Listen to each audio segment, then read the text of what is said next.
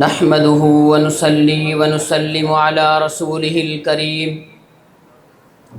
أما بعد أعوذ بالله من الشيطان الرجيم بسم الله الرحمن الرحيم فصل لربك وانحر عن زید بن ارقم رضی اللہ تعالی عنہ قال قال اصحاب رسول اللہ صلی اللہ علیہ وسلم یا رسول اللہ ما هذه الاضاحی قال سنت ابیکم ابراہیم علیہ السلام او کما قال النبی صلی اللہ علیہ وسلم۔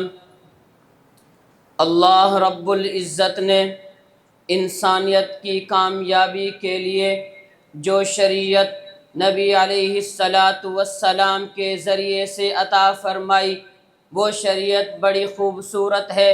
پھر اس شریعت کے اندر رب کریم نے انسان کو اپنے قریب کرنے کے لیے مختلف مواقع عطا فرمائے۔ پھر ان مواقع میں سے ایک موقع قربانی کا ہے۔ آج میں اپنے موضوع کو دو اجزاء پر مشتمل کرتا ہوں۔ نمبر 1 فضائل قربانی، نمبر 2 بھینس کی قربانی پر شبہات اور جواب۔ جہاں تک پہلی بات کا تعلق ہے فضائل قربانی، اگر میں بات قربانی کی اہمیت کی کروں تو اللہ تعالیٰ کا فرمان ملتا ہے۔ اللہ رب العزت نے قرآن پاک کے اندر یا ایھا الناس نہیں فرمایا، بلکہ رب کریم نے اپنے محبوب کبریا نبی علیہ السلام سے فرمایا فَصَلِّ لِرَبِّكَ وَانْحَرْ، اے میرے محبوب آپ نماز پڑھیے، قربانی کیجئے اپنے رب کی رضا کے لیے۔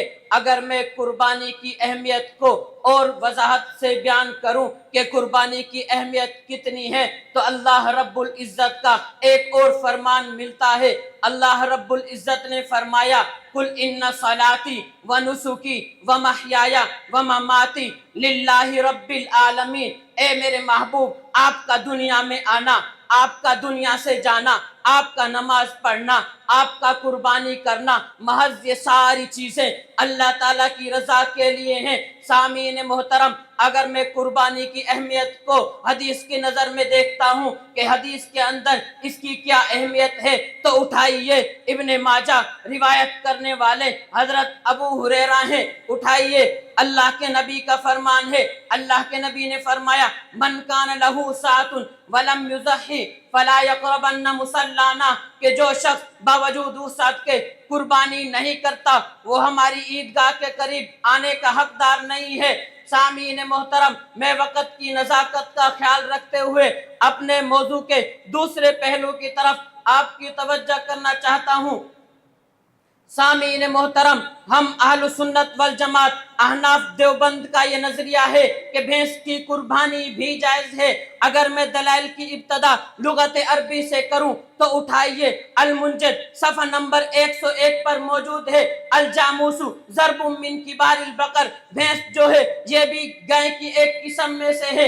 اگر میں بات حدیث کی کروں تو اٹھائیے الفردوس بماسور الخطاب جلد نمبر 2 صفحہ نمبر 124 پر موجود ہے۔ حضرت علی کا فرمان، حضرت علی نے فرمایا الجوامس تجزی عن سبعۃ فی الاضحیہ، کہ بھینس کی قربانی کے اندر 7 لوگ شریک ہو سکتے ہیں۔ اگر میں اپنے موقف کو اجماع امت کی نظر میں دیکھتا ہوں تو مجھے کچھ یوں نظر آتا ہے۔ اٹھائیے مسائل امام احمد بن حنبل، اٹھائیے مسائل امام احمد بن حنبل۔ امام احمد بن حنبل رحمت اللہ علیہ سے سوال کیا گیا کہ الجاموس تجزی عن سبعۃ، کہ بھینس کی قربانی کے اندر 7 لوگ شریک ہو سکتے ہیں، کیا خوبصورت جواب دیتے ہیں۔ حضرت امام احمد بن حنبل رحمت اللہ علیہ نے فرمایا لا عارف خلاف ھذا، کہ میں نے آج تک اس مسئلے میں کسی کا اختلاف نہیں دیکھا۔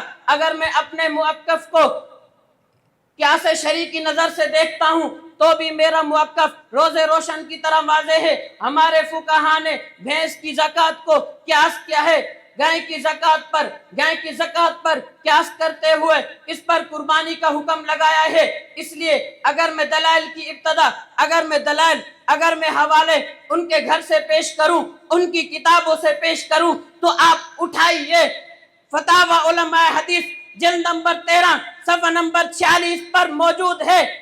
سوال کیا جاتا ہے کہ بھینس کی قربانی جائز ہے؟ جواب جائز ہے۔ وجہ پوچھی جاتی ہے، وجہ کیا ہے؟ وجہ یہ ہے کہ بھینس اور گائے دونوں کا ایک ہی حکم ہے۔ پھر آگے آئیے میں بتاتا ہوں کہ فتاوی علماء حدیث جلد نمبر 13 صفحہ نمبر 74 پر موجود ہے کہ خلاصہ بحث یہ ہے کہ بکری اور گائے کی قربانی مسنون ہے اور بھینسے کی قربانی جائز اور مشروع ہے۔ جو اس کو ناجائز سمجھے اس کا مسلک درست نہیں۔ مولوی نعیم الحق ملتانی نے اپنی کتاب بھینس کی قربانی کا تحقیقی جائزہ اس کے اندر لکھا ہے کہ بھینس کی قربانی جائز ہے۔ جو دلائل کا منکر ہو، دلائل کا انکار کرے، اس کا مسلک درست نہیں۔ اس لیے میں حق کی ترجمانی کرتے ہوئے یہ ڈنکے کی چوٹ پر یہ بات کہتا ہوں، تم اعتراض کرتے جاؤ، ہم اپنے شیخ، اپنے مرشد، اپنے متکلم حضرت مولانا الیاس گھمن صاحب حفظہ اللہ کے دست شفقت کے تحت تمہارے اعتراض کے جواب دیتے جائیں گے۔ تم اعتراض میڈیا کی صورت میں کرو،